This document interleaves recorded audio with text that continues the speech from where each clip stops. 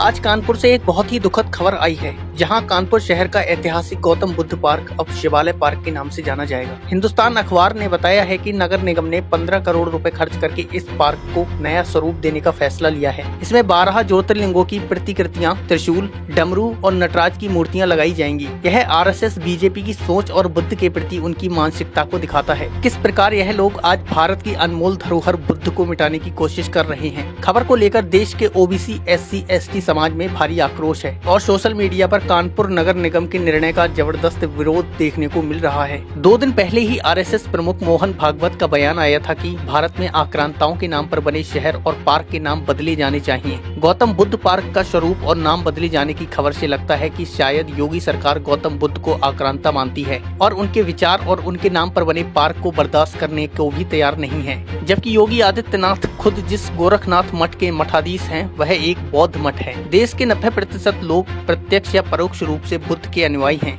लेकिन सरकार को इससे कोई फर्क नहीं पड़ता। प्रधानमंत्री नरेंद्र मोदी विदेशों में जाकर गर्व से कहते हैं कि वे बुद्ध की धरती से आए हैं, क्योंकि बुद्ध एक सत्य है, कोई काल्पनिक कथा नहीं। लेकिन विरोधाभास यह है कि उत्तर प्रदेश की योगी सरकार उन्हीं बुद्ध के नाम पर बने पार्क को तोड़कर उसे शिवलिंगों से भर देना चाहती है। यह कदम पिछड़े, दलित, आदिवासी, बहुसंख्यक समाज के आदर्श पुरुष बुद्ध का अपमान है और यह सरकार की बेहोशी और दिशा खोने का सबसे बड़ा प्रमाण है। इतिहास गवाह है कि 1997 में बने बुद्ध पार्क का उद्घाटन शहर की बहुल आबादी की भावनाओं को ध्यान में रखकर किया गया था। यह पार्क केवल मनोरंजन का स्थल नहीं, बल्कि दलित, पिछड़े और आदिवासी बहुसंख्यक समुदाय के लिए एक सांस्कृतिक धरोहर था। अब उसी धरोहर को मिटाकर उसे शिवालय का रूप देना लोकतंत्र और बहुलतावादी समाज की आत्मा पर सीधा हमला है। सरकार का यह कदम न केवल संविधान की धर्मनिरपेक्ष भावना के खिलाफ है, बल्कि यह देश की बौद्धिक विरासत को भी अपमानित करता है। करोड़ों रुपए खर्च कर मूर्तियां खड़ी करने से जनता की समस्याएं हल नहीं होंगी। बेरोजगारी, महंगाई और कानून व्यवस्था जैसे मुद्दों से ध्यान भटकाने के लिए सरकार धार्मिक प्रतीकों का सहारा ले रही है।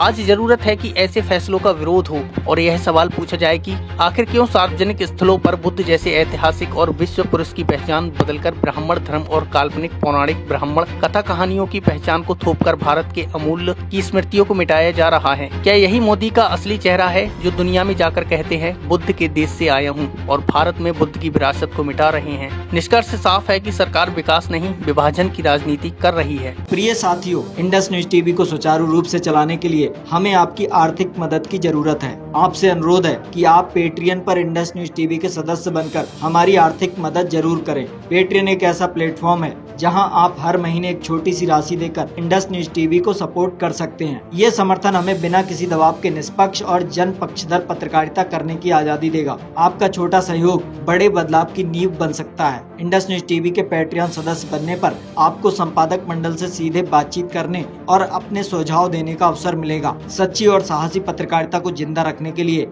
आज ही हमें पेट्रियन पर सपोर्ट करें। लिंक डिस्क्रिप्शन बॉक्स में दिया गया है।